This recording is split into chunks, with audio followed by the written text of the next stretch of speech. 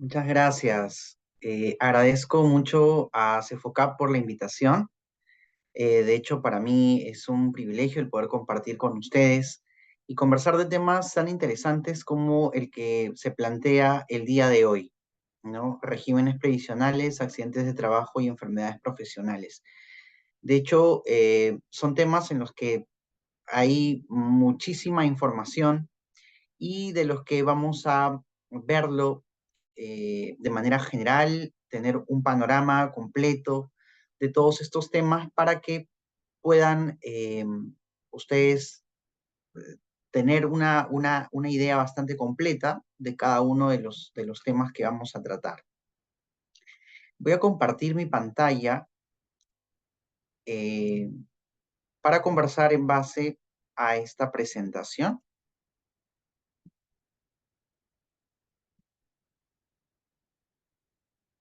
Entonces, tenemos aquí, a ver, un segundo. Sí, como les decía, el tema que vamos a tratar el día de hoy es regímenes previsionales, accidentes de trabajo y enfermedades profesionales. Dos temas que abarcan la especialidad de seguridad, sí, seguridad social y también el tema de seguridad y salud en el trabajo, ¿no? Entonces, vamos a empezar por el marco general, una especie de antecedente a lo que sería el sistema previsional peruano como lo conocemos hoy en día, ¿no? ¿Cómo es que eh, tiene el antecedente el sistema previsional peruano? Entre los años 30 y 40, entre los gobiernos de Benavides y el presidente Prado, surge pues la creación de los seguros sociales, ¿no? Y tenemos el seguro social obrero y el seguro social del empleado, porque en aquel entonces la categoría de trabajadores estaba diferenciada. Existían obreros y existían empleados, ¿no? Y justamente existían en estos años eh, seguridad social específica para cada uno de estos dos grupos. Era el seguridad social obrero y el seguro social del empleado. Los que tenían la categoría de obrero, que normalmente eran las personas que estaban en el campo realizando alguna actividad que implicaba el uso de algún de herramientas, actividades netamente de campo, a diferencia de los empleados que se conocían como los oficinistas, ¿no? Luego, en la década del 70, durante el gobierno militar de Juan Velasco Alvarado, se produce la unificación de estos seguros sociales, ¿no? Entonces, nace el Sistema Nacional de Pensiones, Prestaciones de Salud y el Seguro Social del Perú. Deja de existir esta distinción entre Seguro Social Obrero, Seguro Social del Empleado, y hay un solo Seguro Social. Y es de alguna forma el que sienta las bases de lo que tenemos ahora, con la reforma que se dio en los años 90 durante el gobierno de Alberto Fujimori y siguientes. Ustedes habrán escuchado, recordarán que comienzan a coexistir dos grandes regímenes pensionarios, ¿no? El del Sistema Nacional de Pensiones, el Sistema Privado de Pensiones y otros que también trataremos aquí más adelante. Entonces, partiendo de este antecedente, nosotros tenemos que la seguridad social, esta rama del derecho, ¿no? Entendía justamente como cuyo objeto de estudio es el tener en cuenta eh, la parte que viene luego de que una persona tiene una vida económicamente activa y entra a una etapa finalmente de retiro o de cese, o conocido como la jubilación. Justamente en esta etapa de jubilación, cuando la persona normalmente decae en los ingresos económicos porque ya no está participando activamente justamente de alguna actividad económica, sino que más bien va a depender ya sea del Estado, si es que se encuentra en un régimen controlado por el Sistema Nacional de Pensiones, o de una cuenta individual de ahorro, si es que se encuentra en el sistema privado de pensiones, ¿no? Y justamente es aquí donde nosotros entramos ya a analizar el sistema de pensiones peruano. ¿Cómo está construido el sistema de pensiones peruano? El sistema de pensiones peruano tiene un componente contributivo y un componente no contributivo. ¿Cuál es el componente contributivo? Es justamente el componente en el cual los afiliados a los sistemas realizan un aporte, una aportación que normalmente es mensual, justamente a este gran sistema. Y existe un componente no contributivo en el que no existe aporte, sino más bien el Estado eh, subsidia este, este régimen, ¿no?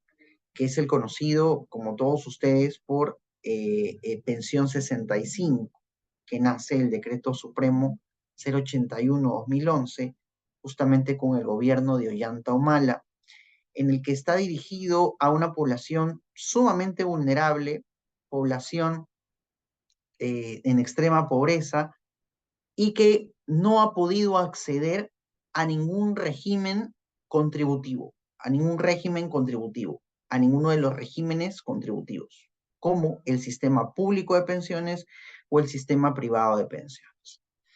Y tenemos aquí, dentro del sistema público de pensiones, tres grandes grupos, podríamos decirlo de esta forma, y bastante diferenciados, ¿no? El sistema público de pensiones o el sistema nacional de pensiones, como se le conoce, pero no decimos aquí nacional, sino preferimos decir público, porque abarca tanto a ex trabajadores o aportantes, ¿no? Del fuero civil y aportantes del fuero policial y militar.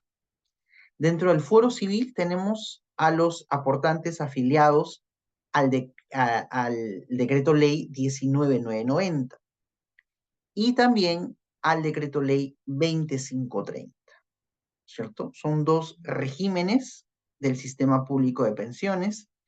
El decreto ley 2530, bueno, fue cerrado ya hace mucho tiempo, pero que todavía tiene un número importante de pensionistas, ¿no es cierto?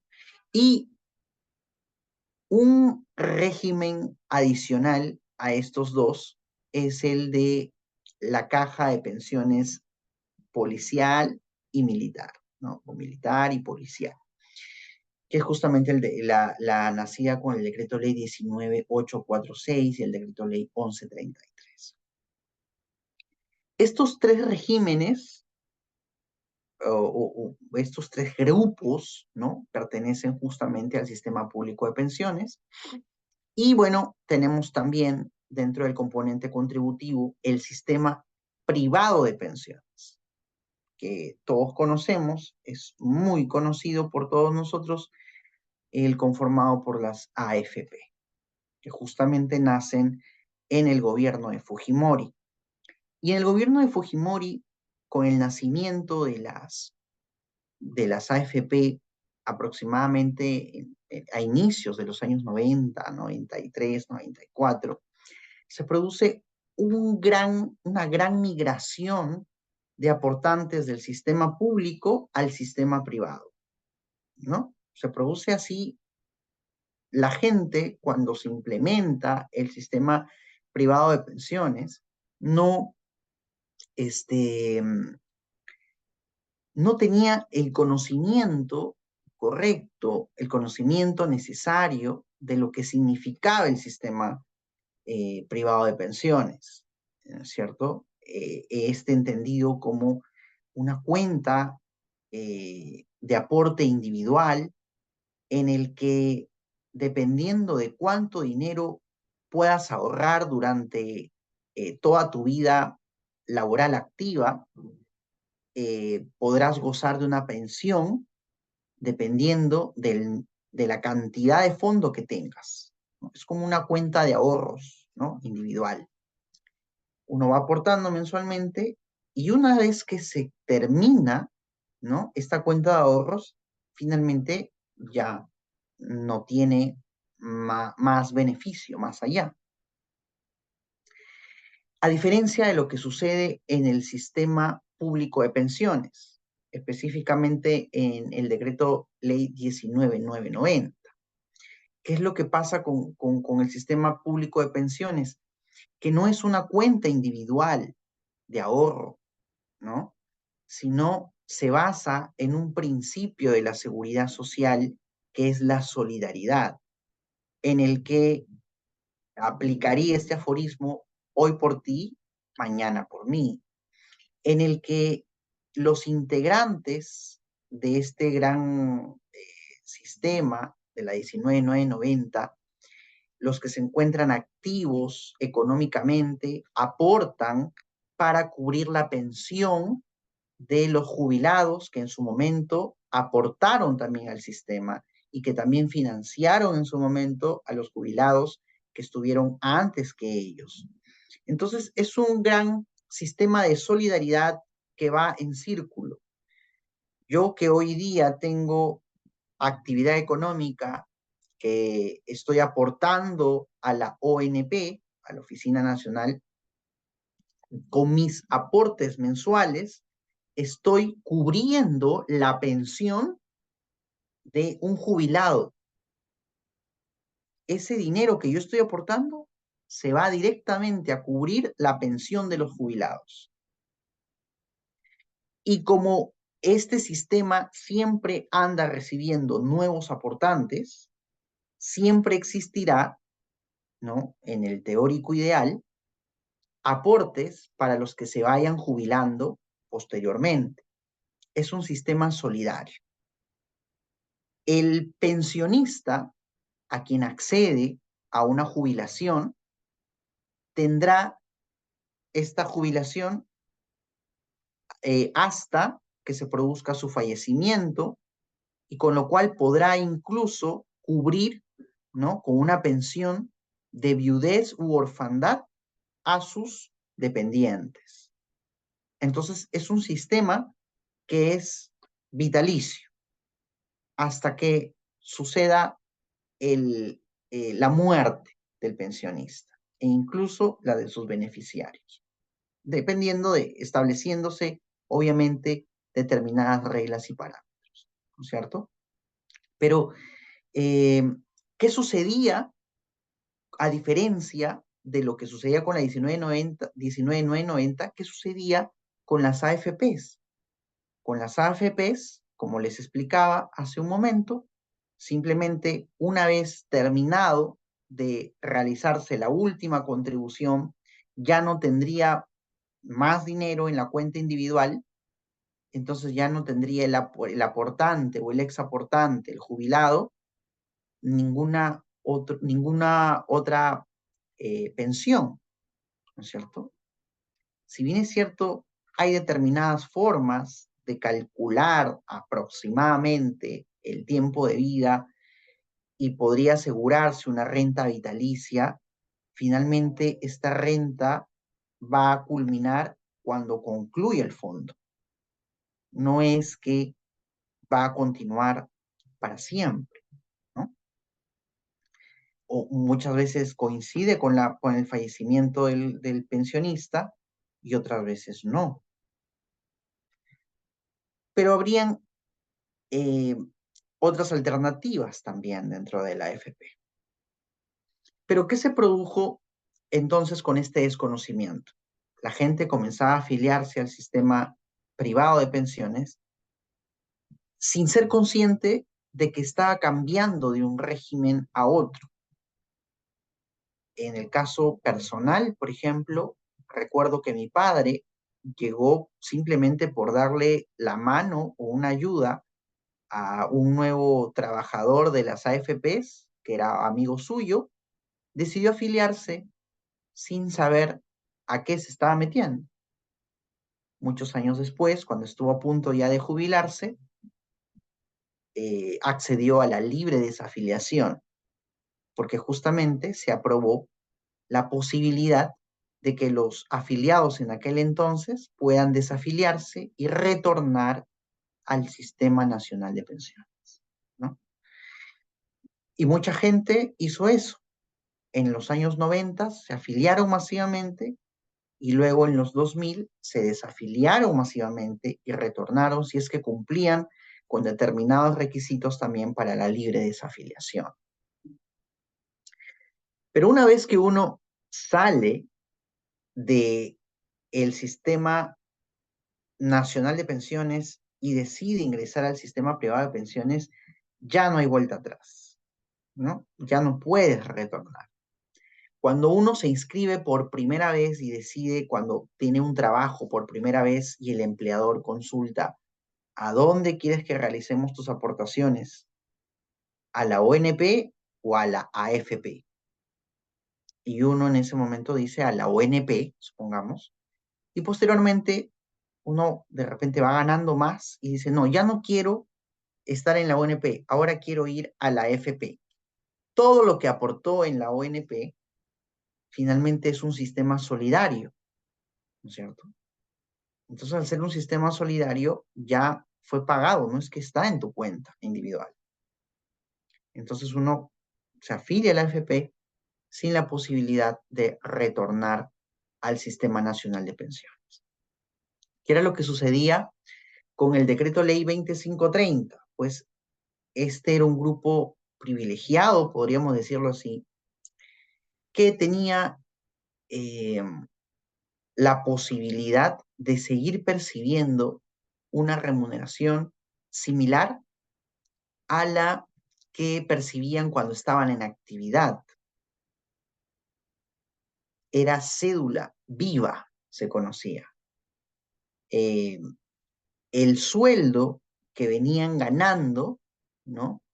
Se traspolaba y se venía otorgando a este grupo, llegando a un momento en que el Estado ya no podía cubrir eh, el aporte de este grupo. Entonces, a través de una interpretación, se, este,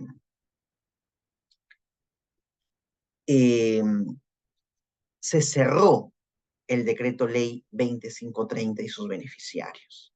Porque, por ejemplo, un exgerente de una entidad del Estado afiliado a este sistema, a este régimen, al 2530, podía seguir ganando lo que ganaba cuando era gerente del Estado. Qué privilegio, ¿no es cierto? Se jubilaban con su mismo sueldo, a diferencia de lo que sucede en la 1990, que hay un monto mínimo de pensión y un monto máximo de pensión. El monto mínimo es alrededor de 400 soles y el monto máximo alrededor de 800. Nadie puede ganar menos de los 400 como piso mínimo, ni más de los 800 como tope máximo. Entonces, si uno, por ejemplo, ganaba 3.000 soles cuando estaba en actividad, se jubilará pues con 800 soles, ¿no es cierto? O si ganaba, por decir, un monto inferior, 1.200 soles, supongamos, pues de acuerdo a la cantidad de aporte y eh, a la remuneración que venía percibiendo, accederá a un monto entre los 400 y los 800, ¿no? Siendo el 800 el tope máximo. Los de la 2530 venían ganando lo mismo que ganaban cuando estaban en actividad. Y finalmente, el tema de pensión 65, como les decía, que ya lo vamos a ver más adelante, así de manera general, que es justamente este gran grueso vulnerable, ¿no? De personas que nunca accedieron ni a la 19.990, ni a una FP, menos aún a una 2530. Pero es así como está conformado el sistema de pensiones en el Perú: componente contributivo y componente no contributivo. Ahora, lo que nos interesa a nosotros en esta clase es ver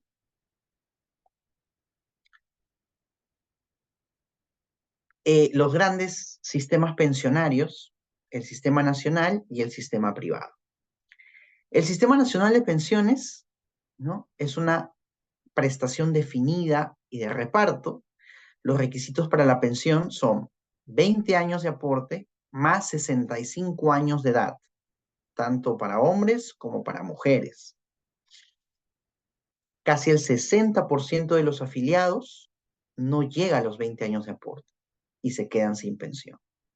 Ese es el gran problema del Sistema Nacional de Pensiones, porque están aportando, aportando y pueden tener 19 años de aporte y el último año se quedan sin trabajo, los despiden, no puede reengancharse, reubicarse y simplemente ya deja de aportar, y cuando va a pedir una pensión le ven que tiene 19 años, 8 meses, 3 días.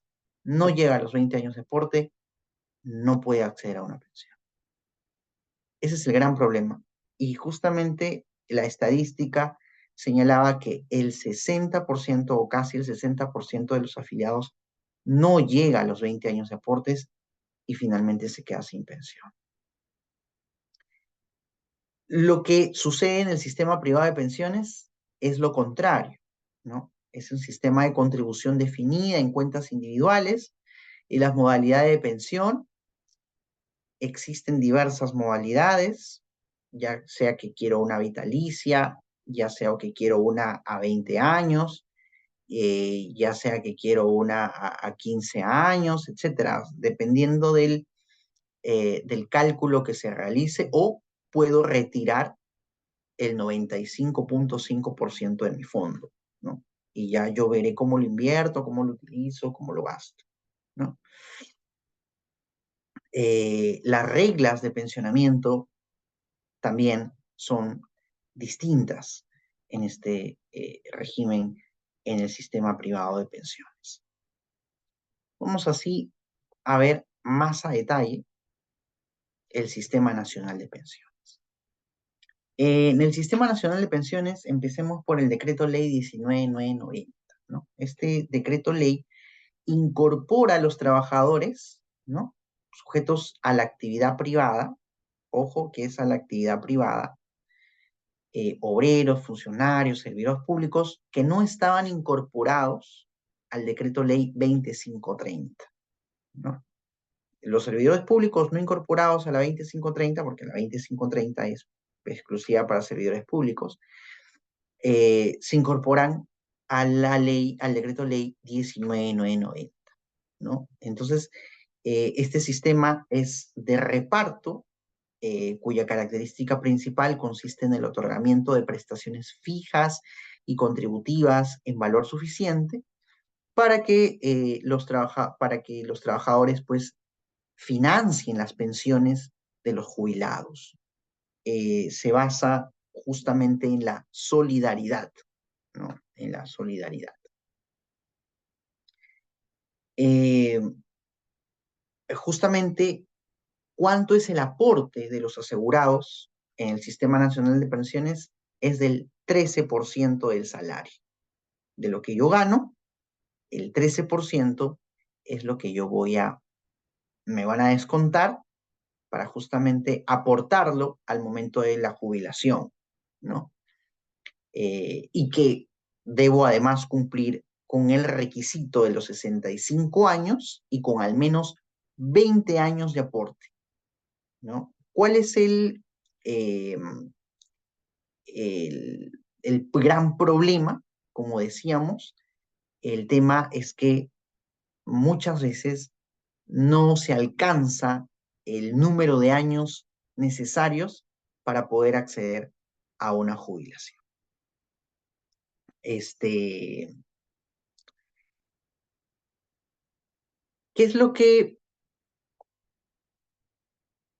se podría tener para de alguna forma contrarrestar o a qué se podría acceder? Se podría acceder a un adelanto en la jubilación, ¿no es cierto? A partir de los 50 años para mujeres, 55 años para hombres, ¿no? Exigiéndose un mayor esfuerzo contributivo de 25 y 30 años de cotización respectivamente, y estableciendo una deducción en el monto de pensión por cada año de adelanto de la jubilación. Si yo cumplo este requisito en el aporte, ¿no? Y ya alcanzo los 50 años de jubilación, yo podría acceder a una jubilación adelantada, pero por cada año de adelanto me van a descontar un monto, ¿no? O sea, si bien es cierto, yo ya podré jubilarme, ¿no? Pero eso va a impactar en un descuento que me van a realizar y van a fijar mi monto de pensión en en una determinada suma inferior a la que podría haberme tocado si es que yo llegara a los 65 años, ¿no? Este sistema es administrado por la ONP, ¿no? Y esta institución se encuentra adscrita al MEF. Ahora, ¿qué era lo que pasaba con el decreto ley 2053? ¿No? Este tiene origen, pues, en leyes muy antiguas en las que se concedían pensiones vitalicias a cargo del Estado y a un grupo muy reducido de funcionarios civiles del Estado. Y era una especie de, digamos, recompensa, ¿no? Una especie de gratitud por los servicios que habían prestado.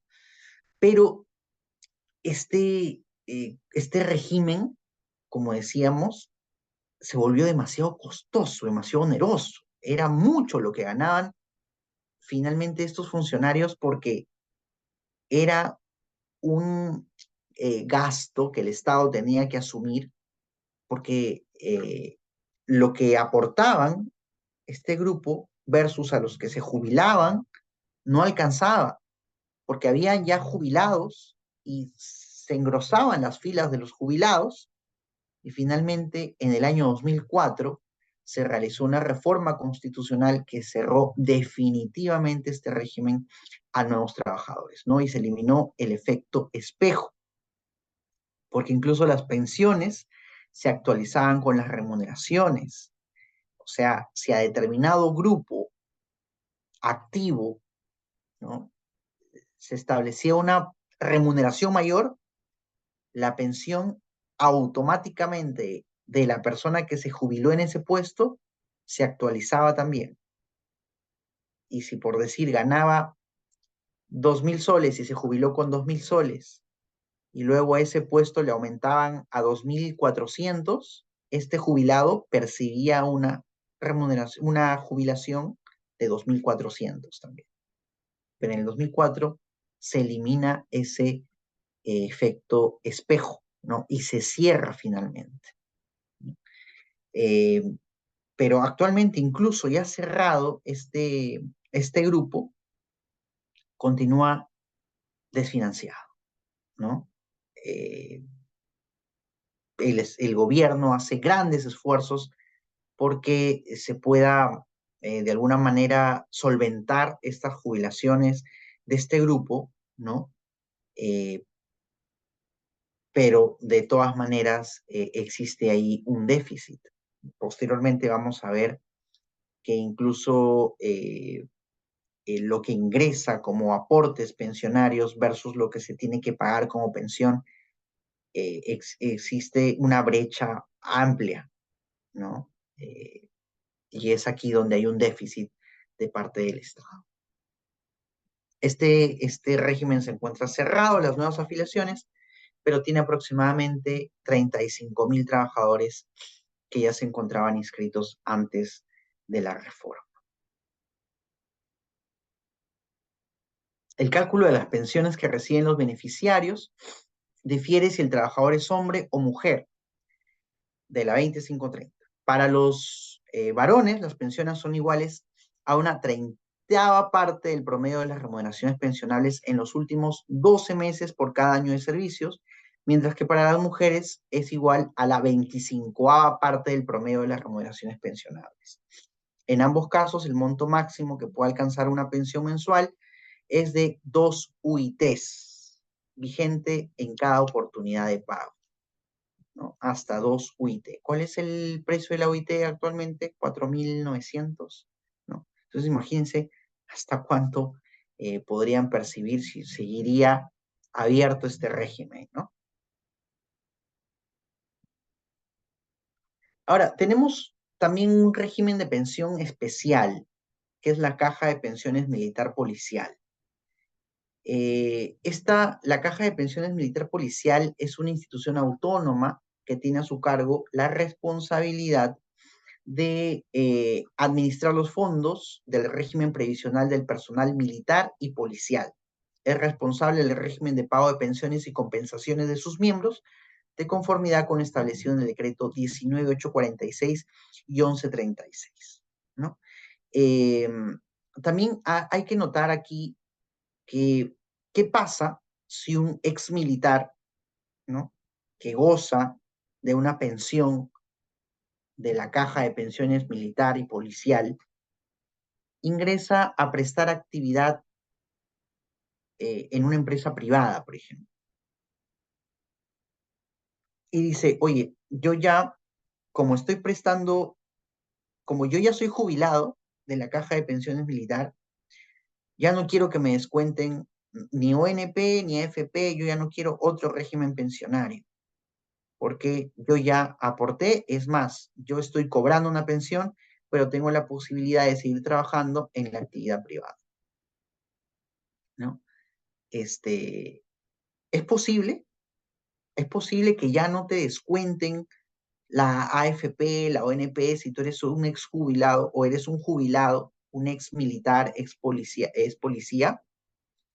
y simplemente presento una carta diciendo que no me descuenten. Lamentablemente no. Al ser una caja distinta, ¿no?, por ser un régimen distinto, especial, militar y policial, yo voy a gozar de esa pensión, pero voy a tener que aportar a al sistema previsional de la actividad privada, que estamos hablando de la 19.990 ONP o AFP. En el caso que suceda, le convendría a un ex militar, un ex policía, aportar a una AFP, ¿no?, porque es una cuenta individual, finalmente es un fondo que va a tener ahí, en algún momento lo va a poder utilizar.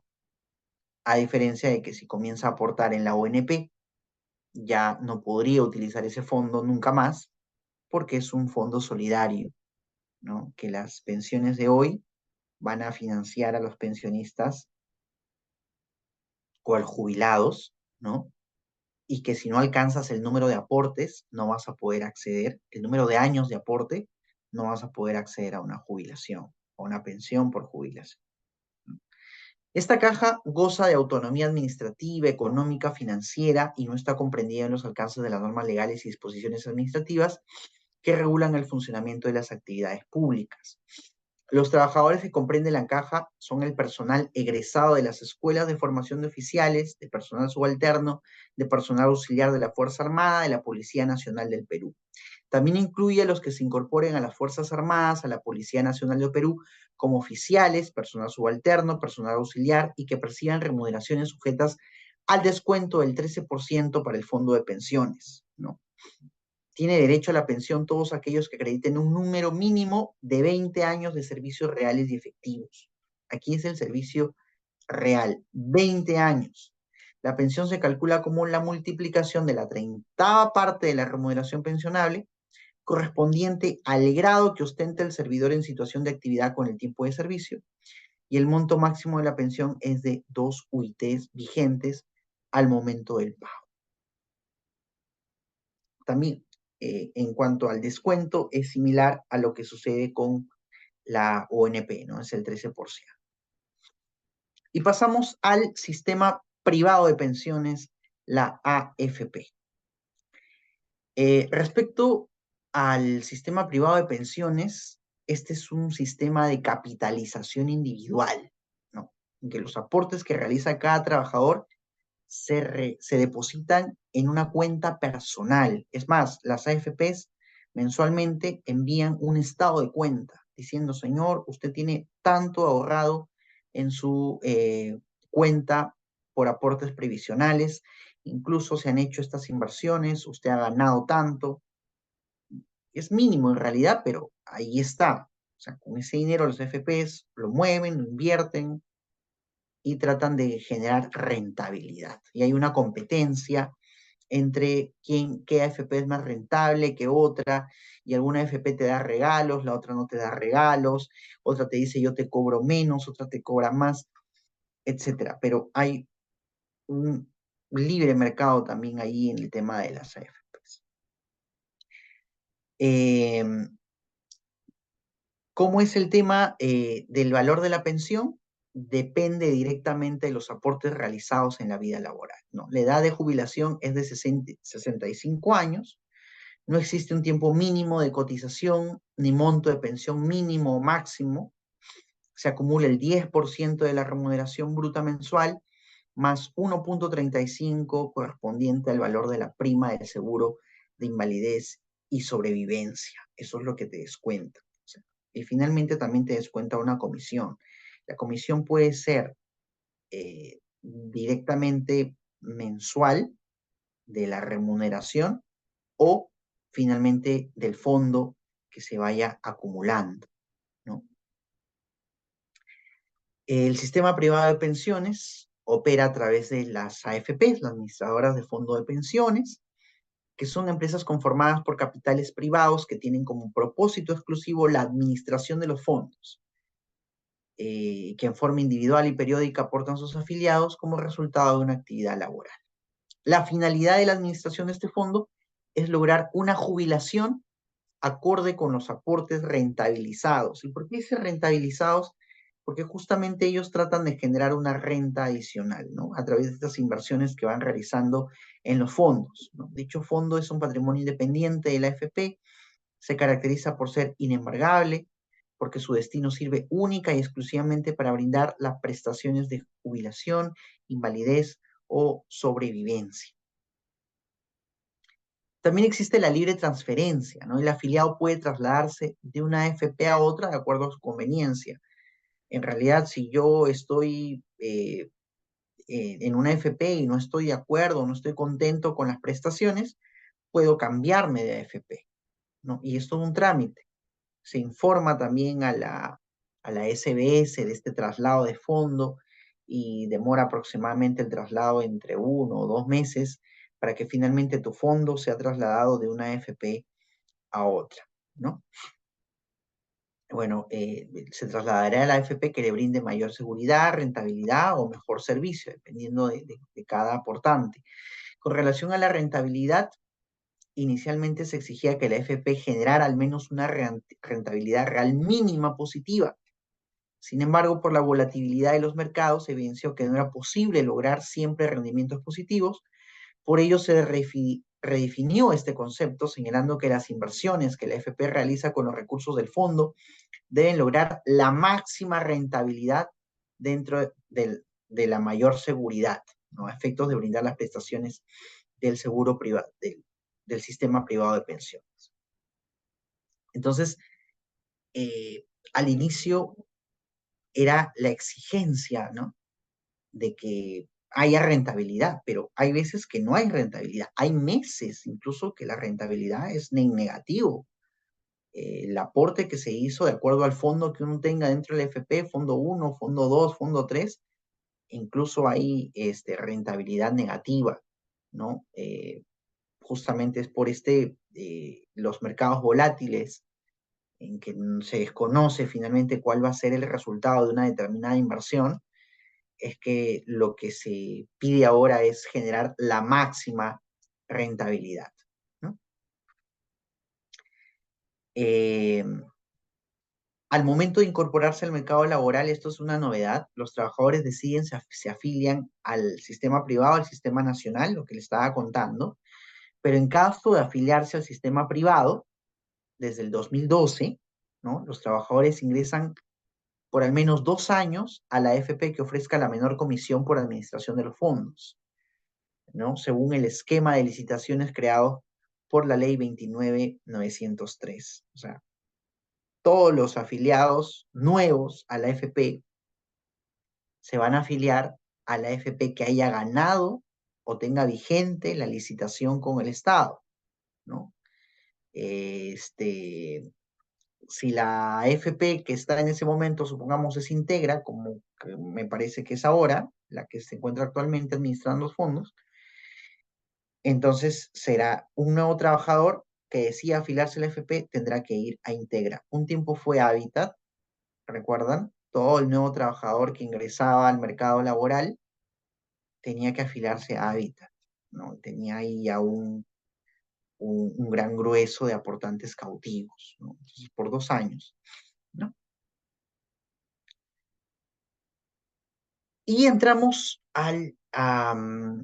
este, este gran, digamos, subsidio, ¿no? Podríamos llamarlo de esta manera, este gran programa, Pensión 65, que se crea en la época del presidente Ollanta Humala, que fue de hecho uno de sus promesas de campaña, ¿no? De toda aquella persona que esté en una necesidad de escasos recursos, de pobreza extrema, podían acceder a una pensión de parte del Estado, ¿no? Y justamente Pensión 65 es un programa no contributivo. Nadie contribuye a Pensión 65. El Estado lo financia. No es un programa nacional de asistencia solidaria administrado por el MIDIS, y este programa surge en octubre del 2011 y otorga una pensión mensual de 125 soles que se paga de manera bimensual a las personas adultas mayores de 65, ¿no? De escasos recursos, pobres extremos, que no se encuentran inscritos en ningún sistema de pensiones contributivo. Normalmente estas personas pues están en determinadas zonas identificadas como de pobreza extrema y así tienen la posibilidad de acceder a este beneficio de pensión 65 y recibir cada 2 meses, ¿no? La pensión que el Estado les otorga, ¿cierto? Eh, estos 250 soles que el Estado les da de manera bimensual, de hecho que es en algo ayuda a estas personas que se encuentran vulnerables justamente por ser adultos mayores y que no tienen ningún otro ingreso o actividad, ¿no? Son pobres extremos. Entonces, es un sistema que coexiste con los demás, pero es un sistema, digámoslo, de asistencia, ¿no? Que tiene que ver justamente con el tema de pensionario, pensión 65. Entonces, aquí tenemos un resumen de lo que tenemos dentro en el Perú, conocemos como los subsistemas de pensiones, ¿no? Hemos visto de manera eh, rápida el tema de cada régimen. Entonces tenemos, por ejemplo, el Sistema Nacional de Pensiones, que la edad de jubilación es 65, los años de cotización tienen que ser 20 años, la pensión mínima estimada en dólares, 151 dólares, la pensión máxima, 259 dólares, ¿no? El salario de referencia es el promedio de los últimos 5 años, la tasa del aporte del afiliado es el 13%, ¿no? Y aproximadamente tiene 1.5 millones de afiliados y pensionistas, aproximadamente alrededor de medio millón de pensionistas. El tema de la cédula viva o el decreto ley 2530, ¿no? Que bueno, actualmente es un régimen cerrado, ¿cierto? La pensión máxima, las dos UITs, ¿no? En los hombres, como es la tasa de reemplazo, un 30avo del salario de referencia por cada año de servicios, y en mujeres un 25avo. ¿Y por qué hay esta distinción entre hombres y mujeres? ¿No? Esta concepción, estamos hablando de un régimen que viene como herencia de muchos años atrás, de régimen pensionario de muchísimos años atrás, de servidores del Estado, ¿no? Entonces, podríamos llamarlo concepto machista que se tenía en la sociedad, ¿no? Se ve reflejado en estos regímenes, ¿no? La 2530, e incluso en cuanto al número de años de aporte, ¿no es cierto? Tenemos los regímenes militares, ¿no? También aquí en un panorama general y que ustedes podrán revisar cuando les pueda alcanzar justamente esta presentación. Ahora, me quiero detener un poquito en esta lámina, ¿no? ¿Cuáles son los aportantes activos en el sistema de pensiones? ¿Cierto? Ustedes ven aquí, de alguna forma, un sistema de barras en el que podemos ver en la región, en Latinoamérica, cuál es el porcentaje de afiliados a un sistema previsional. De la población económicamente activa, ¿cuántos están afiliados a un régimen previsional? Por ejemplo, en Uruguay, el 70% de trabajadores activos se encuentran afiliados a un régimen previsional. El 70%. En el Perú es el 20%. De toda la población económica, solo el 20% se encuentra afiliado a un régimen previsional, ¿no?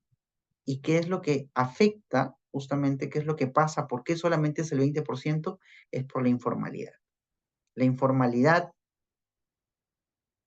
en el empleo es casi del 80, 70, 80% en el Perú.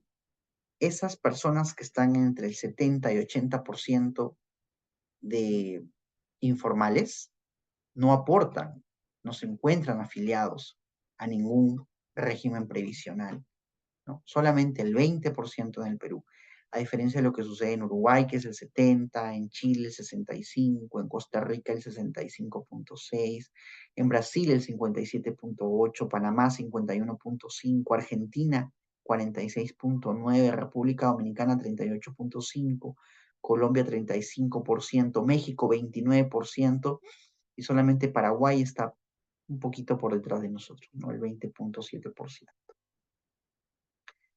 El sistema de pensiones se encuentra focalizado únicamente en el trabajo formal. Todas aquellas personas que tienen un trabajo informal no tienen la posibilidad de aportar. Preocupante, preocupante realidad, ¿no? Esto se realizó una encuesta, ¿no? Ipsos en el año 2020. La pregunta fue si se encontraban afiliados, ¿no? Al Sistema Nacional de Pensiones o a otro sistema, y la respuesta fue la siguiente: no se encuentran afiliados, ¿no? El 60%, ¿no? Se encuentran afiliados a la AFP, el 28%, a la ONP, un 12% de los encuestados. Entonces, se verifica aquí que la mayor tasa de no afiliación, o que mejor dicho, que el gran porcentaje de la población no se encuentra afiliado a ningún régimen previsional.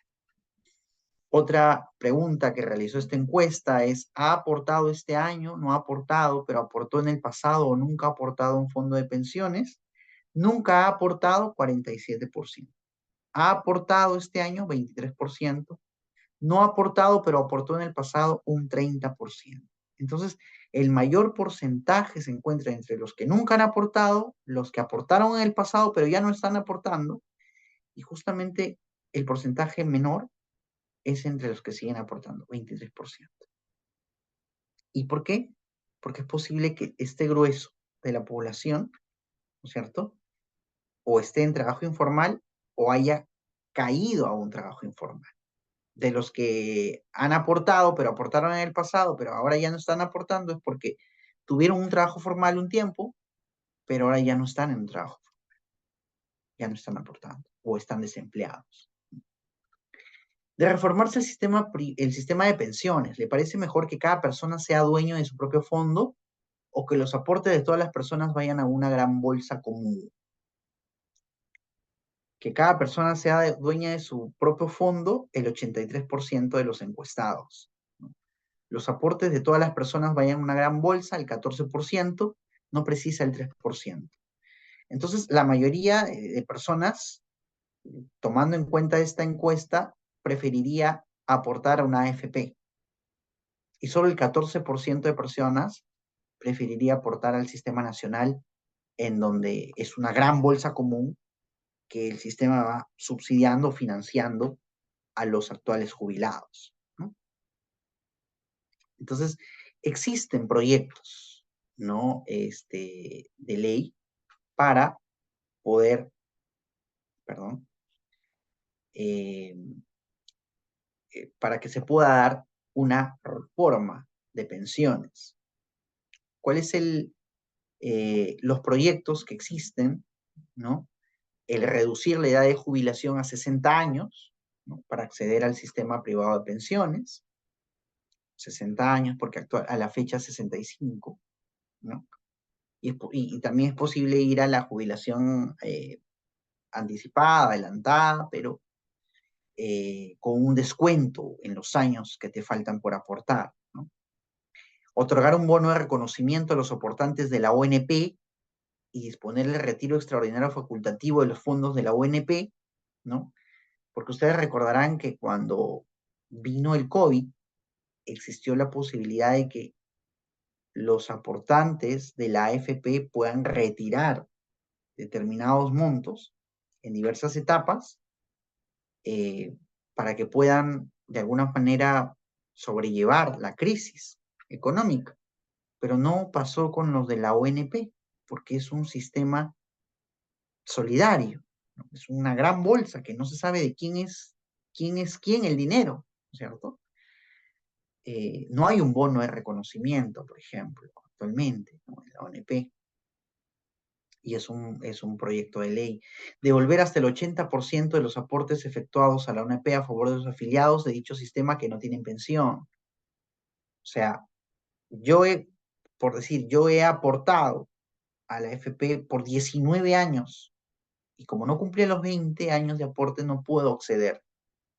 Este proyecto de ley decía que te devuelvan al menos el 80% de lo que aportaste, ¿no? Son proyectos de ley finalmente que quedaron en iniciativas, pero que no se ha emitido alguna norma específica al respecto, ¿no? La desafiliación libre, sin restricción, en cualquier momento de las AFPs, el que pueda yo volver de la AFP a la ONP, ¿no?, tampoco es posible, ¿no? Y es un proyecto de ley también que se plantea. Prohibir el cobro de la comisión de las AFPs, asunción de responsabilidad de riesgos en la inversión de los fondos privados. Porque la AFP, claro, me cobra porque está administrando mi fondo, pero a su vez ese fondo les genera ganancias también a ellos, ¿no? Entonces, ¿por qué me tendrían que cobrar a mí por administrar el dinero que yo les estoy poniendo en sus cuentas.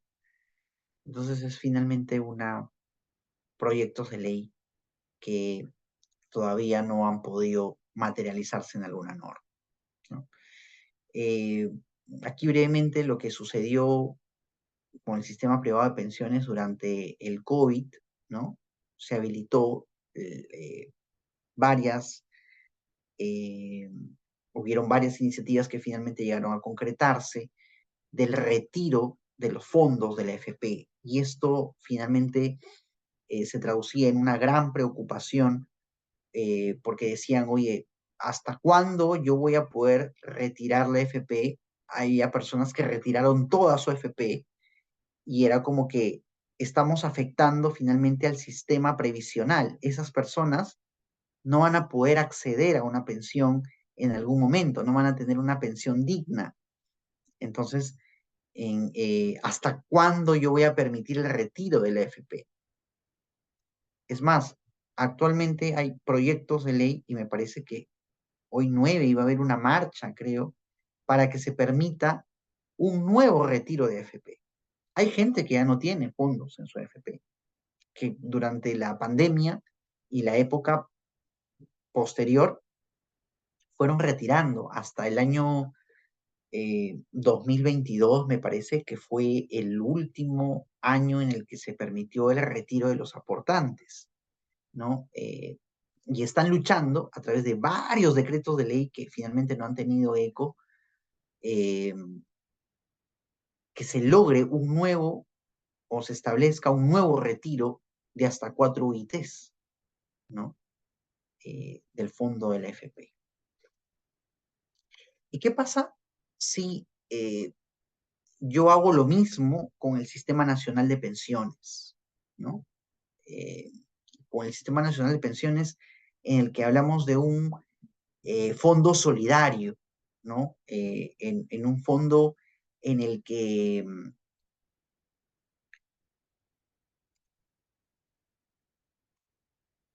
yo estoy financiando actualmente a los jubilados, ¿no? Yo aportante estoy financiando con mi aporte a los jubilados. Eso sería nefasto el que se pueda dejar de, de cumplir, ¿no? Con la pensión de las personas que en algún momento también subsidiaron a los demás, ¿no es cierto? Porque es una cadena solidaria. Hoy por ti, mañana por mí. Este es un poco lo que yo les comentaba aquí. ¿Cuál es durante el COVID-19, ¿no? El número de aportantes en diciembre de 2019 era de 1.600.000 y a febrero de 2020 era 1.251.210. Descendió, ¿no es cierto? La recaudación, ¿no? Neta era de 326.4 millones, ¿no? La recaudación neta, pero el pago que se tenía que hacer, ¿no es cierto? Era de 415.3 millones. Es decir, había un déficit entre la recaudación versus el pago de las pensiones que se tuvieron que hacer por ejemplo, febrero del 2020, ¿no? Porque actualmente el número de aportantes y la recaudación es insuficiente para poder pagar a los pensionistas. Entonces ahí el Estado tiene que subsidiar. Y aquí esto me parecía interesante para poder compartirlo en este gráfico que encontrábamos en la página de la ONP, ¿no? El sistema establece que 7 trabajadores que aportan para una pensión, ¿no? 7 trabajadores, se destina solo el aporte de 4 trabajadores, ¿no? Y se usan el fondo del Tesoro Público para cubrir al resto. ¿no es cierto? Es entonces, para que se le pueda pagar a un pensionista, ¿no? Se tiene que utilizar el aporte de 7.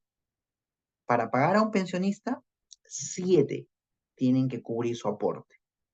Pero ¿qué es lo que pasa? Solamente 4 se utilizan. O sea, faltan 3. Estos 3 se subsidian con el tesoro público. No hay 3. En el ideal, 7 cubrirían la pensión de un pensionista, ¿no? Entonces, ¿cómo es que se cubre finalmente la pensión de este jubilado? Es el aporte de 4 que actualmente se encuentran activos, más el tesoro público que subsidia a estos 3 que faltan, ¿no? Y eso es la pensión de un jubilado. Estamos realmente en una situación crítica. Recaudación, ¿no? ¿No?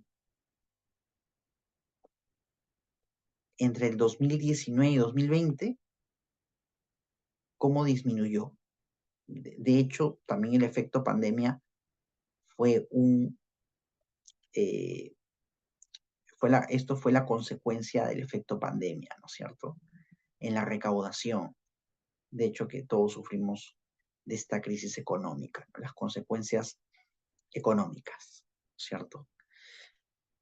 Bueno, vamos avanzando porque todavía tenemos 2 temas por desarrollar. Brevemente, el tema de el marco constitucional de la seguridad social, ¿no? El Estado reconoce el derecho universal y progresivo de toda persona a la seguridad social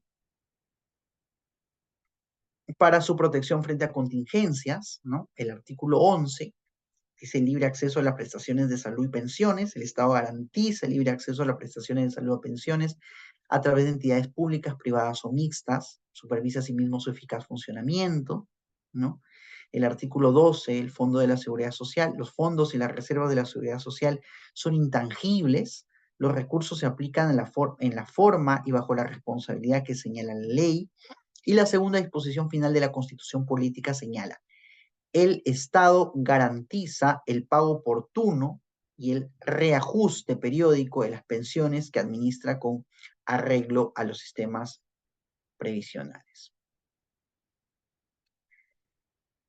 Y que este destine para tales efectos y a la posibilidad de la economía nacional.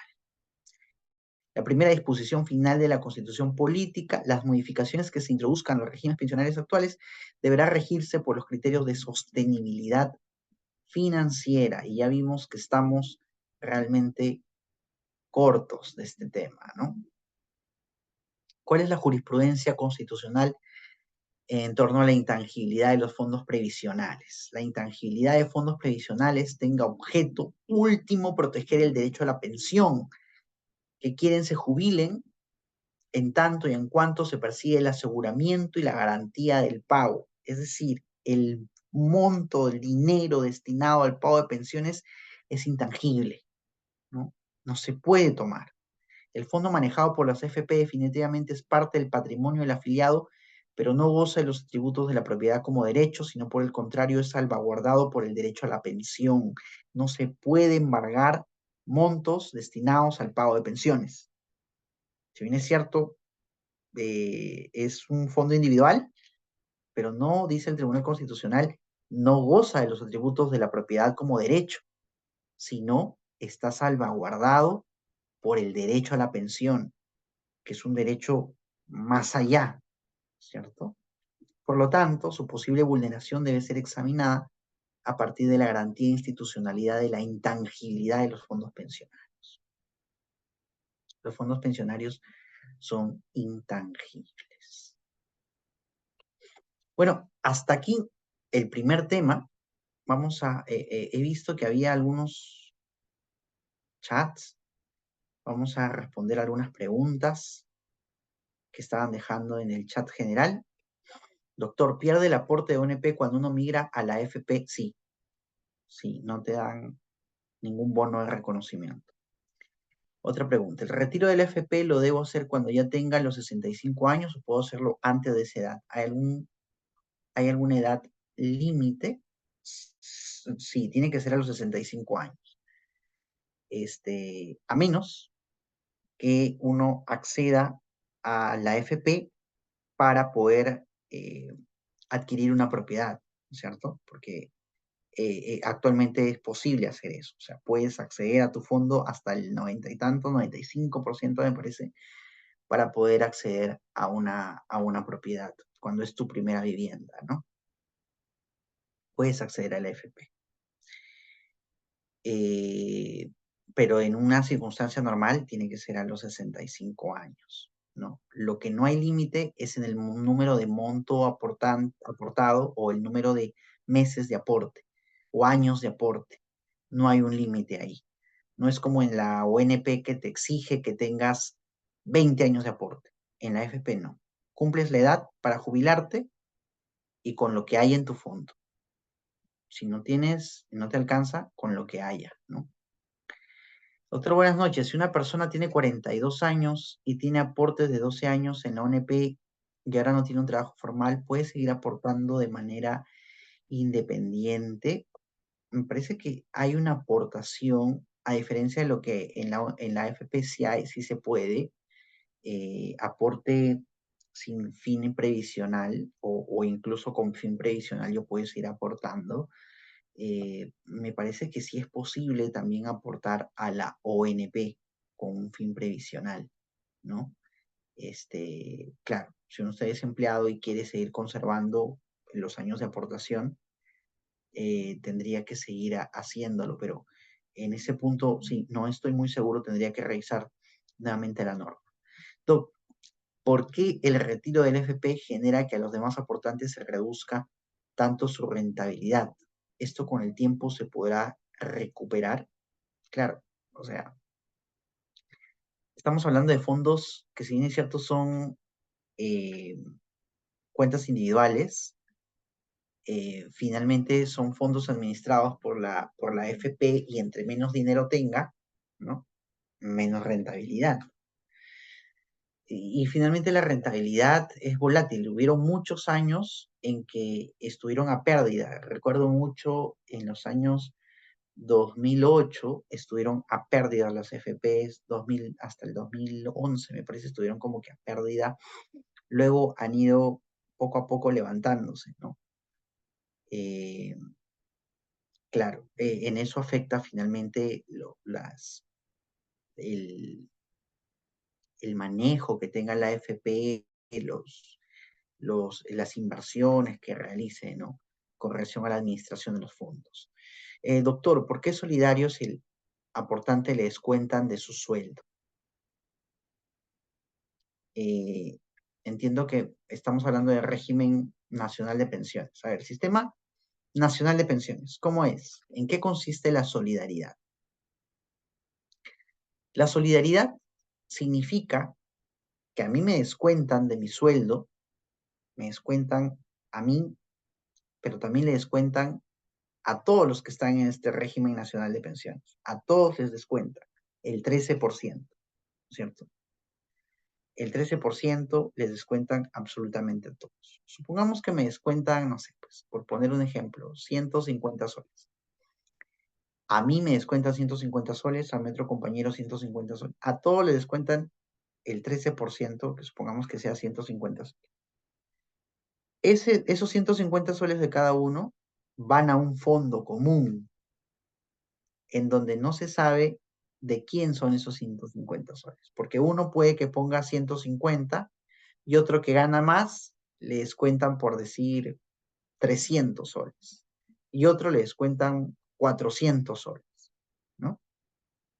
El que dio 150, el que dio 400, el que dio 300, todos van a un fondo común para pagar la pensión del señor que se jubiló hace 2 años y que recibe, por decir, 600 soles de pensión. Entonces, por eso es solidario, porque todos aportan.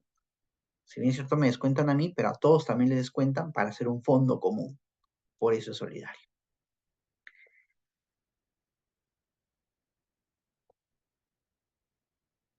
Bueno, aportaciones facultativas. Listo. Creo que hasta ahí, no sé si hay más preguntas sobre este tema para pasar al siguiente, que son el de accidentes de trabajo y enfermedad profesional. Entonces, entramos al tema de accidentes de trabajo. El tema de accidentes de trabajo está, pues, íntimamente relacionado a la actividad que uno realiza, ¿no es cierto? Nadie está libre de un accidente. Eh, yo realizo cualquier actividad en mi centro de labor y puedo eh, ser víctima de un accidente, ¿no? Nadie está libre de un accidente de trabajo. Pero, ¿qué es el accidente de trabajo? El concepto de accidente de trabajo se encuentra definido en la Ley de Seguridad y Salud en el Trabajo y es todo suceso repentino que sobrevenga por causa o con ocasión del trabajo y que produzca en el trabajo una lesión orgánica, una perturbación funcional, una invalidez o la muerte. El accidente laboral será aquel que se produce dentro del ámbito laboral o por el hecho o en ocasión del trabajo, tratándose normalmente de un hecho accidental, súbito, imprevisto, que produce daños en la salud del trabajador, que lo incapacita para cumplir con su trabajo habitual de forma temporal o permanente. Accidentes de trabajo, ejemplos, hay miles, ¿no? Estaba, por ejemplo, un supervisor de calidad en una empresa embotelladora por mostrar finalmente un producto, eh, toma un martillo y a una botella de vidrio la rompe con fuerza con el martillo, ¿no? Y las esquirlas que salen disparadas de esta botella de vidrio caen a un trabajador que se encontraba cerca de esta demostración, ¿no? Entonces le caen, él se cubre el rostro con la mano y se insertan en la mano. Y finalmente eso es un accidente de trabajo. Una persona de repente está caminando en una fábrica, ¿cierto? En una planta, y viene un trabajador manipulando, manejando un montacarga, de estos que llevan los pallets y ordenan las cajas, un montacarga, y finalmente lo accidenta, lo atropella, un accidente de trabajo. Pues todo accidente súbito, ¿no? Que se produce en el centro de trabajo o con ocasión del trabajo también. Una enfermera está en una sala eh, de muestras, de toma de muestras, y finalmente el piso estaba mojado, ella no tenía los botines antideslizantes que requería para estar en esa zona, se resbala y se lesiona el hombro y el manguito rotador, que es justamente esta parte del hombro, esta articulación que permite que tengamos la función de movilidad del hombro y queda inmovilizado el brazo por completo. Accidente de trabajo. La ley incluye aquellos accidentes que se producen durante la ejecución de órdenes del empleador, durante la ejecución de una labor bajo su autoridad o aún fuera de lugar y horas de trabajo. Esta definición se entiende que los accidentes de trabajo no se supeditan exclusivamente al centro de trabajo como al horario de labores o jornada, siempre que haya una sujeción en las actividades. Yo le encargo algo a mi trabajador que tiene que ir a determinado lugar y en el cumplimiento de su labor se accidenta, es un accidente de trabajo. ¿No? No puede ser considerado un accidente común. ¿Qué tipos de accidentes hay? El reglamento de la Ley de Seguridad y Salud en el Trabajo establece que según su gravedad los accidentes con lesiones pueden ser accidentes leves, que es un suceso cuya lesión, resultado de evaluación médica que genere el accidentado, un descanso breve con retorno máximo al día siguiente a sus labores habituales, ¿no? Una caída, por ahí un moretón, es un accidente leve. Un accidente incapacitante es un suceso cuya lesión, resultado de la evaluación médica, da lugar a descanso, ausencia justificada al trabajo y tratamiento para fines estadísticos. No se tomará en cuenta el día ocurrido el accidente. Según el grado de incapacidad, puede ser total temporal, cuando la lesión genera en el accidentado la imposibilidad de utilizar su organismo. Se otorgará tratamiento médico hasta su plena recuperación. Ese es total temporal, ¿no? O sea, que es total, no puede hacer nada, pero va a ser solamente por un tiempo. Parcial permanente, cuando la lesión genera la pérdida parcial de un miembro u órgano o las funciones del mismo. Cuando, por ejemplo, se pierde una falange del dedo pequeño. Es un parcial, es permanente, ¿no? Total permanente, cuando la lesión genera la pérdida anatómica o funcional total de un miembro u órgano de las funciones del mismo, se considera a partir de la pérdida del dedo meñique. Pierdo todo el dedo meñique, es total permanente, ¿no? Es total permanente. A partir de ahí ya es total permanente. Pierdo una mano, un brazo, un pie, un dedo, ¿no? Es total permanente. Y puede ser un accidente mortal, suceso cuyas lesiones producen la muerte del trabajador. Para efectos estadísticos debe considerarse la fecha del deceso, ¿no? Donde ya se produce la muerte, pues es accidente mortal. ¿Cuáles son las causas de los accidentes? Las causas o los riesgos son los eventos relacionados que ocurren para generar un accidente y se dividen en falta de control. Son fallas, ausencias o debilidades administrativas en la conducción del empleador o servicio en la fiscalización, en las medidas de protección de la seguridad y salud en el trabajo. Cuando hay una falta de control, cuando el empleador no ha tomado la debida precaución, sucede un accidente, ¿no? Causas básicas, referidas a factores personales y factores de trabajo. Factores personales, referidos a limitaciones en experiencias, fobias, tensiones presentes en el trabajador. Factores de trabajo, referidos al trabajo, las condiciones, medios de trabajo, organización, métodos, ritmos, turnos de trabajo, maquinarias, equipos, materiales, etcétera. Esos son factores de trabajo que también son considerados como causas básicas, personales y factores de trabajo. Las causas inmediatas. Las causas inmediatas son aquellas debidas a los actos, condiciones subestándares. ¿Qué son las condiciones subestándares? Es toda condición en el entorno del trabajo que puede causar un accidente, ¿no?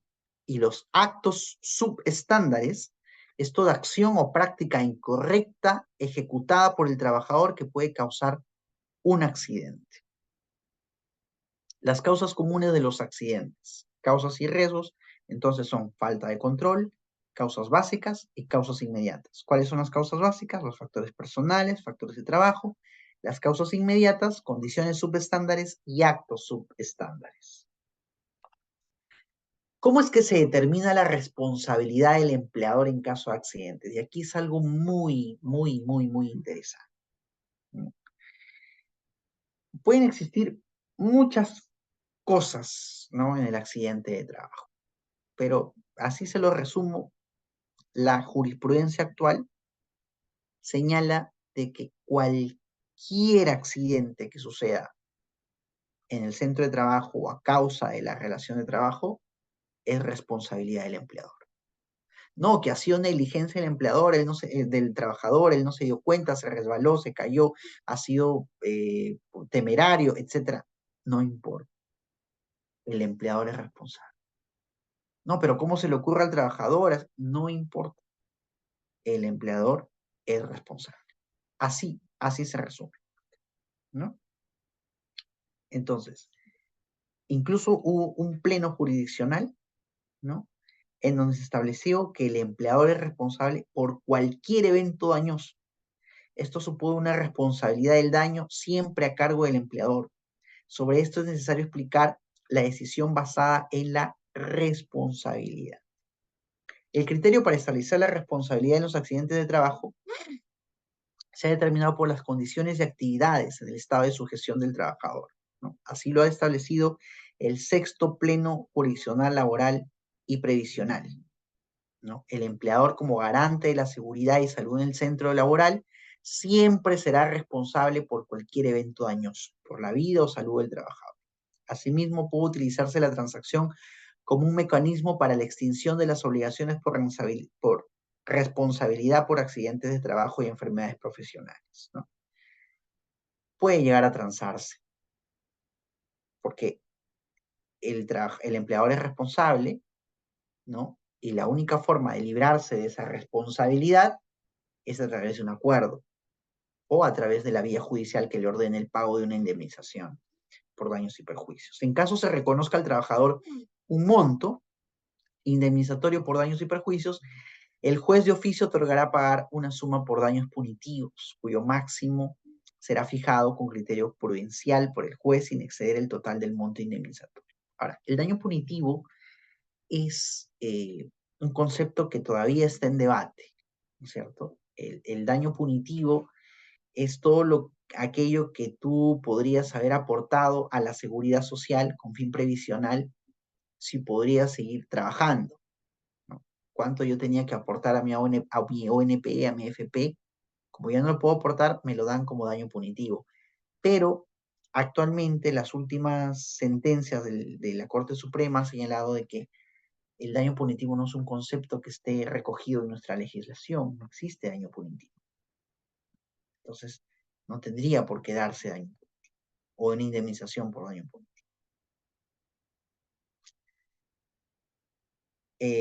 ¿Cómo se determina la responsabilidad del empleador en caso de accidentes? Simplemente es una responsabilidad objetiva. El empleador es responsable, ¿no?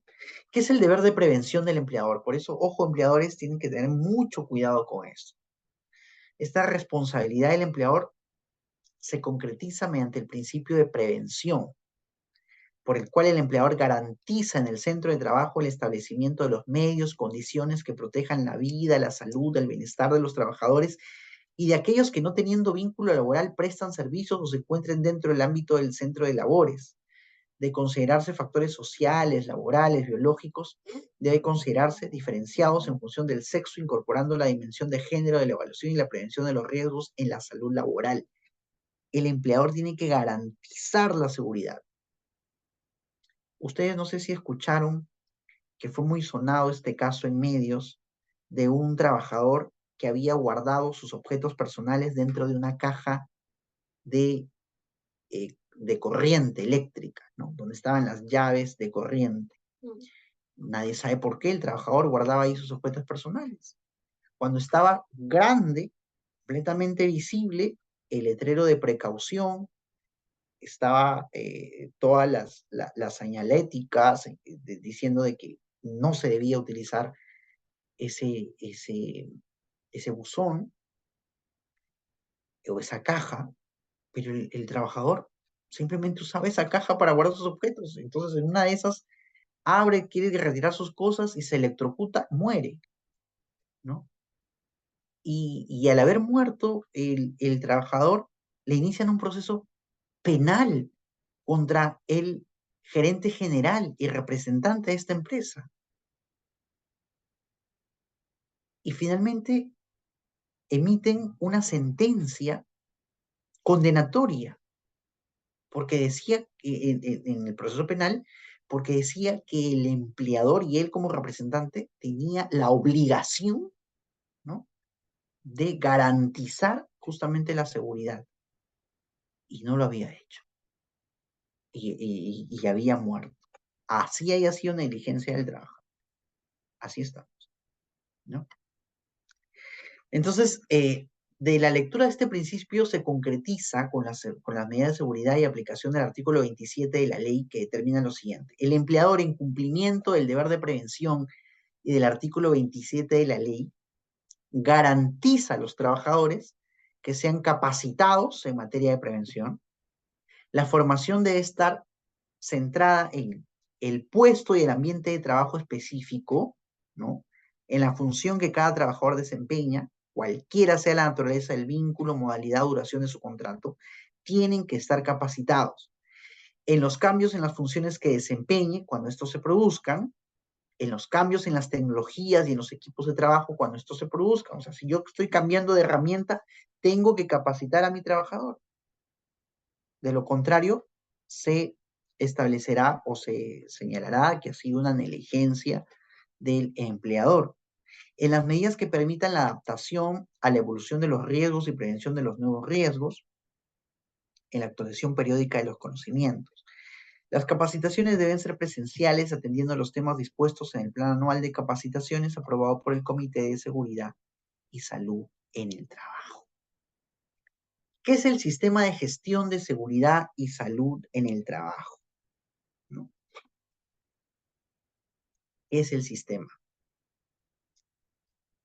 El empleador debe adoptar un enfoque de sistema de gestión en el área de seguridad y salud en el trabajo, ¿no? De conformidad con los instrumentos y directrices internacionales a la legislación vigente. ¿Cuáles son los principios que rigen este sistema? Asegurar un compromiso visible del empleador con la salud y seguridad de los trabajadores. No es un tema ajeno a la seguridad, a la salud. Tiene que notarse el compromiso del empleador con la seguridad de los trabajadores. Lograr la coherencia entre lo que se planifica y lo que se realiza. Propender al mejoramiento continuo a través de una metodología que lo garantice, ¿no? Mejorar la autoestima y fomentar el trabajo en equipo a fin de incentivar la cooperación de los trabajadores, fomentar la cultura de prevención. Y esto es muy importante, miren, porque si no hay una cultura de prevención, los accidentes van a caer y caer y caer y caer en la empresa. Siempre se van a presentar accidentes, porque finalmente los trabajadores no van a formar parte cuando los trabajadores forman parte de la seguridad y salud. No, no todo es del empleador. Crear oportunidades para alentar una empatía del empleador hacia los trabajadores y viceversa. Asegurar la existencia de medios de retroalimentación. Hay veces que las empresas implementan, por ejemplo, incentivos a sus trabajadores en que tienen que reportar las condiciones subestándares, subestándar, los actos subestándar. Cuando ven un riesgo, identifican un riesgo, tienen que reportarlo. Cuando ven que un compañero no está utilizando los elementos de protección personal, tienen que reportarlo, informarlo, ¿no? Cuando llegan a su sitio de trabajo, tienen que revisar que todo esté en orden, que esté limpio su centro de trabajo, su sitio de trabajo. Si es una maquinaria que ellos están operando, tienen que ver que todo esté correctamente ensamblado, estable, para poder asegurar justamente la seguridad y salud en el trabajo, ¿no? Evaluar los principales riesgos que puedan ocasionar los mayores perjuicios a la salud y seguridad del trabajador, de los trabajadores al empleador y otros. La participación de los trabajadores en el sistema de gestión de seguridad. La ley establece que la participación de los trabajadores, ¿no?, es indispensable. ¿Y cómo es que participa? De la siguiente manera. La consulta, información y capacitación en todos los aspectos de seguridad y salud en el trabajo. La convocatoria de elecciones, la elección y el funcionamiento del Comité de Seguridad y Salud en el Trabajo. Toda empresa debe contar con un Comité de Seguridad y Salud. El reconocimiento de los representantes de los trabajadores a fin de que ellos estén sensibilizados y comprometidos con el sistema. La identificación de los peligros y la evaluación de los riesgos al interior de cada unidad empresarial y en la elaboración del mapa de riesgos. ¿Cómo es la conformación del comité, ¿no? Los empleadores con 20 o más trabajadores a su cargo constituyen un comité de seguridad y salud en el trabajo, cuyas funciones son definidas en el reglamento, el cual está conformado en forma paritaria por igual número de representantes de la parte empleadora y de la parte trabajadora. Los empleadores que cuenten con sindicatos mayoritarios incorporan un miembro del respectivo sindicato en calidad de observador. Tiene que ser paritaria, mitad empleador, mitad trabajadores. Y así se forma el Comité de Seguridad y Salud del Trabajo. La documentación que integre el sistema de gestión de la seguridad y salud, ¿no? ¿Qué debe tener toda empresa? Política y objetivos en materia de seguridad y salud en el trabajo. Reglamento interno de seguridad y salud en el trabajo. Identificación de peligros, evaluación de riesgos y medidas de control. El mapa HIPER, ¿no? Mapa de riesgo. La planificación de la actividad preventiva. El programa anual de seguridad y salud en el trabajo. Para el caso de la política y objetivos, además de la identificación de peligros, esta información debe ser exhibida en un lugar visible dentro del centro de trabajo, sin perjuicio de aquella exigida por las normas sectoriales, sector minería, construcción, electricidad, etcétera, hidrocarburos, etcétera. Tienen también su propia regulación en materia de seguridad y salud en el trabajo. Si sufre un accidente de trabajo, ¿qué pasa? Se aplica el seguro de salud, que puede ser el seguro de salud, el seguro social de salud, o seguro particular a cargo de una entidad prestadora de salud, ¿no? Una EPS. Las entidades empleadoras deben registrar el accidente en el registro de accidentes de trabajo, enfermedades ocupacionales e incidentes peligrosos. Debe ser exhibido en los procedimientos de inspección ordenados por la Autoridad Administrativa de Trabajo y se debe mantener archivado por el mismo por espacio de 10 años posteriores al suceso. Se debe conservar, la empresa tiene la obligación de conservar 10 años en su archivo, ¿no? Si el accidente provocó una incapacidad temporal al trabajador, ¿qué pasa? En caso de incapacidad, se aplican los subsidios establecidos en el artículo 12 de la Ley 26.790, ¿no? El subsidio por incapacidad temporal. Tal como lo establece la norma, tienen derecho al subsidio por incapacidad temporal los afiliados regulares en actividad que cumplan con ser afiliados regulares, que aporten con mínimo 3 meses, así como sus derechohabientes. El subsidio será el promedio diario de las remuneraciones de los 12 últimos meses calendarios inmediatamente anteriores al mes que se inicia la contingencia. ¿Qué más? El derecho a subsidio se adquiere a partir del 21º día de incapacidad, porque los 20 primeros, ustedes saben, los 20 primeros días de incapacidad las cubre el empleador, ¿cierto? A partir del 21 ya las cubre pues el Estado, ¿no? Salud. El subsidio se otorgará mientras dura la incapacidad del trabajador hasta un máximo de 11 meses, 10 días consecutivos. Ese es el máximo. Alguna vez yo trabajé en una empresa donde los trabajadores, o habían ciertos trabajadores sindicalizados, que estaban con subsidio por incapacidad exactamente 11 meses, 10 días. Como ya luego de los 11 meses, 10 días ya no les cubre, ¿no es cierto? Se reincorporaban al trabajo. Pasaba un tiempo y nuevamente entraban en un periodo de incapacidad por 11 meses y 10 días. Y así resultaba finalmente, ¿no?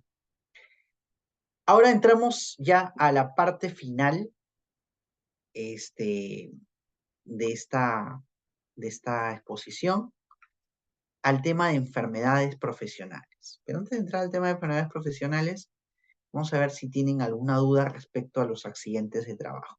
¿Les quedó claro que todo accidente de trabajo que ocurra es responsabilidad del empleador? Así que si ustedes han sido víctimas de un accidente de trabajo, pueden demandar a su empleador y de hecho que van a tener derecho a una indemnización por daños y perjuicios. Vamos a ver al chat, aquí hay algunas preguntas.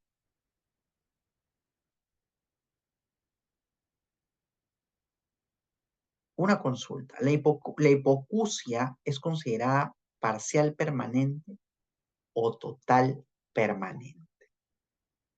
Bueno, va a depender mucho del grado de hipoacusia, ¿no? Hay veces que pierdes completamente todo el oído, entonces eso sí sería una total permanente del oído. Pero si es un grado de hipoacusia en donde no es la pérdida total, será pues una parcial permanente, ¿no?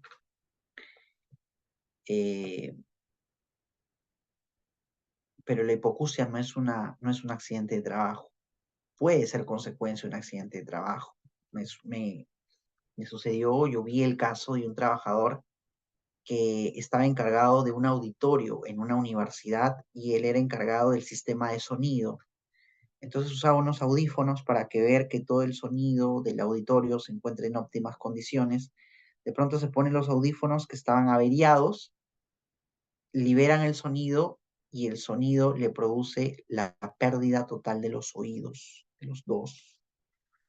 Ese fue un accidente de trabajo. pérdida total de los oídos, ¿no? Pero como hipoacusia también es considerada como una enfermedad profesional, ¿no? Doc, en estos casos puede proceder el juez a ordenar el pago al empleador por daños punitivos. Sí, decíamos que sí, pero actualmente la Corte Suprema tiene fallos que difieren, ¿no? No necesariamente se otorga el pago por daño punitivo. Sobre las secuelas del accidente de trabajo, ¿cómo accidentar? Bueno, es que cuando sucede un accidente, ¿cómo acreditar? Cuando sucede un accidente de trabajo, se tiene que registrar el accidente. El accidente se registra, ¿no? ¿Y cómo se acredita? Justamente con el registro, el médico ocupacional viene, levanta todos los documentos para señalar que existió un accidente de trabajo, la atención médica, si es que lo llevan eh, a si es que lo llevan a una emergencia, ¿no? Entonces, con todos estos medios probatorios, testigos, etcétera, y las secuelas del accidente de trabajo, pues se tiene que acreditar con eh, una evaluación médica, ¿cierto? Alguien te tiene que señalar, luego de la evaluación médica, normalmente tiene que ser una entidad del Estado, cuál es tu grado de incapacidad, ¿cierto? A veces se conforma una comisión médica que evalúa cuál es el grado de incapacidad. Me ha pasado muchísimo en los procesos judiciales donde dice yo tengo tal grado de incapacidad y ofrezco la evaluación médica, el examen médico, y él viene con, por ejemplo, con un certificado de incapacidad del 70%, y la evaluación médica finalmente determina que no es el 70%, sino es 20%, 23%, o en algunos casos ni siquiera existe incapacidad, ¿no? Pero bueno, se acredita con una evaluación. Así el empleador capacite a su personal y tenga el comité de seguridad. Entiendo si me estaban preguntando con relación a si es responsable el empleador, así capacite, así tenga el comité, etcétera. Sí. Si sucede un accidente de trabajo para el efectos de pagar una indemnización, sí. Para efectos de una multa, en SUNAFIL es diferente. A SUNAFIL se le tendrá que acreditar que existieron las capacitaciones, que existió toda la señalética, que cumplió el empleador con todas sus obligaciones, entonces se liberará de la multa, pero no se libera de la indemnización por daños y perjuicios. ¿Hay algún plazo de caducidad para demandar daños y perjuicios por accidente laboral? Caducidad no, prescripción sí, 10 años. Todo accidente de trabajo, el trabajador tiene expedito el plazo de 10 años para demandar indemnización por daños y perjuicios. Doctor, la lumbalgia ahora ya es considerada como una enfermedad profesional. Bueno, la lumbalgia eh, en realidad también puede tener un origen distinto a la actividad profesional, ¿no? Se tendrá que determinar de acuerdo a un examen, ¿no? Porque la lumbalgia es una enfermedad común, ¿no? Pero tendrá que determinarse un examen si es que realmente antes de ingresar a ese trabajo no se tenía y justo a consecuencia de ese trabajo se produjo la lumbalgia, ¿no? Eso tendría que evaluarse. Doctor, buenas noches. Quisiera hacerle dos preguntas con respecto al régimen pensionario, pero desactive el micrófono, por favor. Active el micrófono, será. Bueno, ahorita lo vamos a, terminando el tema de enfermedades profesionales, abrimos el micrófono. Doctor, buenas noches. Para demandar indemnización por accidente de trabajo, ¿cuáles son los medios probatorios indispensables para acreditar el daño? ¿Es suficiente certificado de incapacidad temporal cuando el trabajador todavía tiene las secuelas del accidente? Sí, era lo que señalaba, ¿no? Era el certificado de incapacidad, una evaluación médica, incluso si es que continúa en el tratamiento médico, tendrá que presentarse todos los gastos que se estén realizando, todos los análisis, todos los resultados, todo relacionado a la historia médica, ¿no? Con eso se acredita, finalmente. Buenas noches, doctor. ¿Se puede considerar accidente de trabajo cuando el empleador traslada al trabajador a su centro de trabajo en el trayecto el bus se choca, teniendo en cuenta que el bus es contratado por la empresa? Sí, es accidente de trabajo, definitivamente. Doctor, si se demuestra que como secuela del accidente el trabajador adquirió la hipoacusia, ¿se puede demandar por accidente laboral y por enfermedad profesional? Sí. En realidad se demanda indemnización por daños y perjuicios, ¿no? Por accidente de trabajo y eh, por enfermedad profesional. La prescripción de la acción se computa desde que ocurrió el accidente o del último día elaborado. Desde que ocurrió el accidente. Es desde que ocurrió el accidente. Bueno, seguimos con la última parte. Esta parte ya va a ser breve para tener espacio para algunas preguntas, si es que tuvieran. Las enfermedades profesionales. Bueno, en el Perú existe una norma técnica que establece qué es una enfermedad profesional y cuál es el listado de enfermedades profesionales, ¿no? Justamente esta norma técnica es la 068 MINSA, ¿no? Y ¿qué se entiende por enfermedades profesionales? Son aquellas en las que se ha establecido la relación causa-efecto entre los riesgos a los cuales están expuestos los trabajadores según la actividad económica que desarrollan con la enfermedad que denuncian. Estas enfermedades son identificadas por la Comisión Técnica Médica y son usadas como referencia oficial durante el proceso de evaluación y calificación de la invalidez. A nivel nacional, los establecimientos de salud público y privados, así como las entidades públicas y privadas que participan en el proceso de evaluación y calificación del grado de invalidez de los trabajadores afectados, usarán como única referencia oficial para la identificación de su padecimiento el listado de enfermedades profesionales actualizada. El listado de enfermedades profesionales aprobada pertenece al conjunto de normas técnicas que regulan el proceso para otorgar la cobertura del seguro complementario de trabajo de riesgo a los asegurados regulares. Comprende aquellas que ocasionan daños y secuelas de la naturaleza permanente y temporal. Para cada una de las enfermedades enlistadas se ha establecido una relación causa-efecto de los riesgos a los cuales están expuestos los trabajadores según la actividad económica. Vamos a ver de aquí un ejemplo, ¿no? Se ha previsto considerar al listado como de carácter abierto. Esto también es importante, ¿no? Para que en el futuro puedan continuar admitiéndose otras enfermedades que sean consideradas como ocupacionales. Por ejemplo, actualmente eh, el síndrome del trabajador quemado, el burnout, no está considerado como una enfermedad profesional. O sea, el estrés grandísimo, la depresión, el que te da, Dios mío, el que te da una sensación de tristeza, de decaimiento, el ir a trabajar. Hay trabajos que provocan eso, ¿no? O sea Dios mío, llega el momento de levantarte para ir a trabajar y te vas completamente destrozado a trabajar. Eso es un estrés ya terrible, total, que es una enfermedad del siglo XXI, pero que no está considerado todavía como una enfermedad profesional. En Japón, por ejemplo, la gente muere en su escritorio trabajando, que los japoneses han denominado esto como el karoshi, les da karoshi. Trabajan y trabajan y trabajan y trabajan que un día mueren en sus escritorios. Por eso es que en Japón, por ejemplo, tienen la posibilidad de echarse a dormir en su puesto de trabajo. Las sillas son reclinables, se despliega toda una camilla y los trabajadores hacen siesta. Porque es tal la presión que se pone el trabajador japonés que ni come ni duerme, ni nada. Por eso se muere, ¿no? Y actualmente vemos en muchas empresas este síndrome del trabajador quemado, no quemado físicamente, sino psicológicamente, en el que el trabajador es miserable su vida yendo a trabajar, ¿no? Qué triste.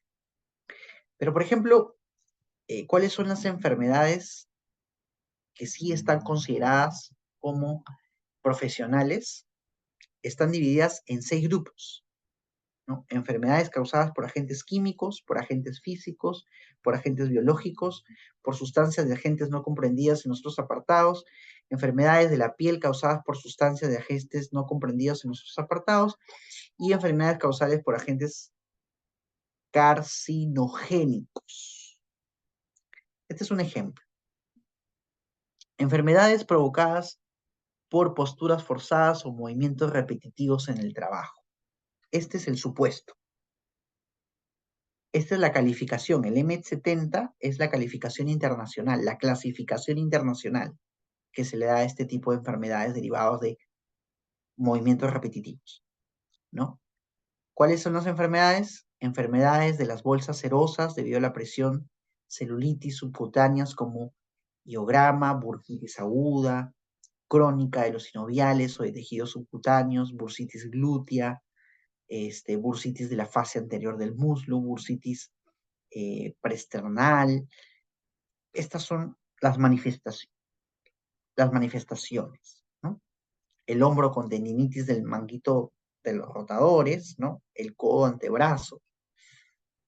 ¿Y cuál es la relación? Aquí está explicado qué es lo que podría causar. Trabajos que requieren habitualmente una posición de rodillas mantenidas como son trabajos en minas, en la construcción, servicio doméstico, colocadores de parquet, baldosas, jardineros, talladores, pulidores de piedra, trabajadores agrícolas y similares. Trabajos en la minería, en aquellos que requieren presión mantenida en las zonas atmosféricas, zapateros y trabajos que requieren presión mantenida en el cara anterior del muslo, sastrería, carpintería, trabajos que requieren un apoyo prolongado sobre la cara posterior del codo, trabajadores que se requieren con los codos en posición elevada, que tensen los tendones o bolsas subcromial. Todo esto es una norma técnica, es un gran listado que está en la norma técnica 068.000. Es un gran listado, incluso se actualiza, ¿no? Estos son considerados en el Perú como enfermedades profesionales de acuerdo a este listado. Tal, tal, tal, tal, tal, tal.